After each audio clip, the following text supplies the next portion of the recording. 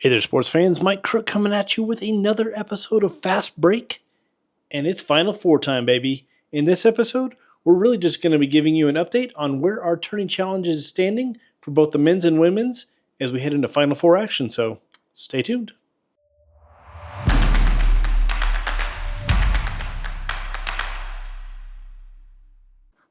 All right, we are back with Final Four. Let's start off with the men's side because in the men's side, couple upsets happened. We do not have a complete number one seeded Final Four. Duke and Florida have both tanked. Granted, Duke was bad play at the very end. Like legitimately, they had the lead going up against UConn and screwed it up. They really screwed that one up. But it is what it is. So recapping where we stand for our tourney challenge for the men.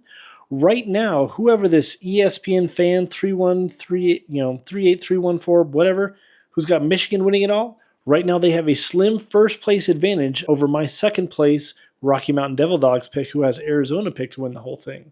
So really it's going to come down to that Arizona-Michigan Final Four matchup. If Arizona wins, I still have a chance on taking this one.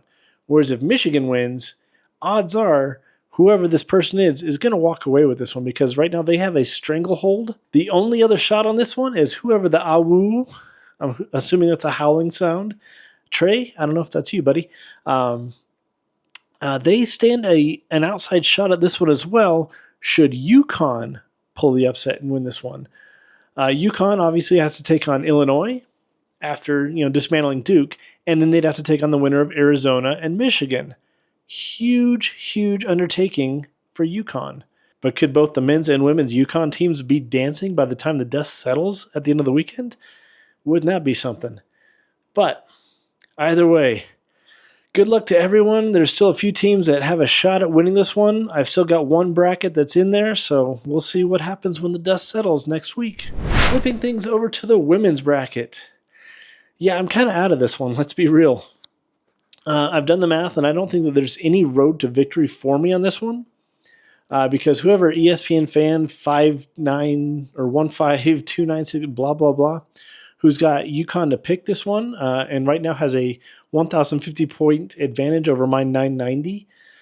Odds are they're coming away with this one because they've got a max point of 1690 to my 1630, and right now everyone else is below that. So even if somehow, the Lady Gamecocks wind up winning this one, there's still two other brackets out there that have the Gamecocks winning this one that have a higher point possibility than I do. So either way, I'm not winning the women's bracket. So kudos to whoever does win this one when the dust settles.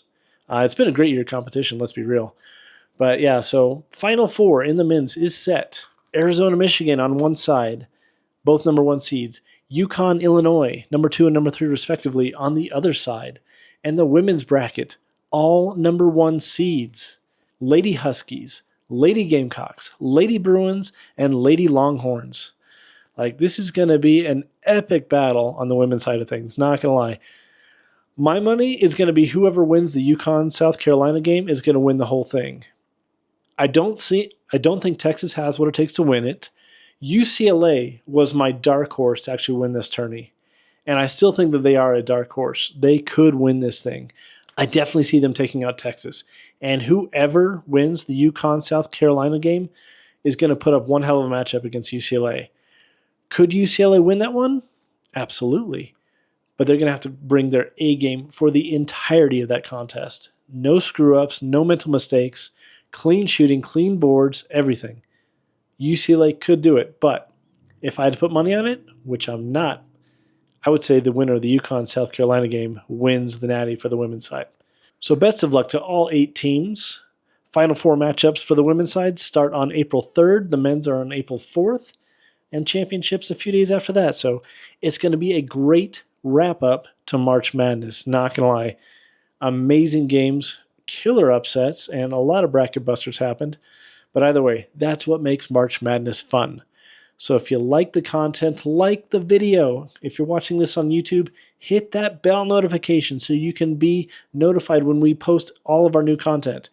We'll be back again next week to talk about the winner of each bracket And we'll be putting out information on how the winner of each bracket can get a hold of us to claim your prize. And then after that, we'll dive into some NBA playoff news because teams are starting to, secure their spots in the NBA playoffs. So looking forward to talking about that soon. So enjoy this weekend's slate of games, and we'll see you guys back here again for another episode of Fast Break. Take care.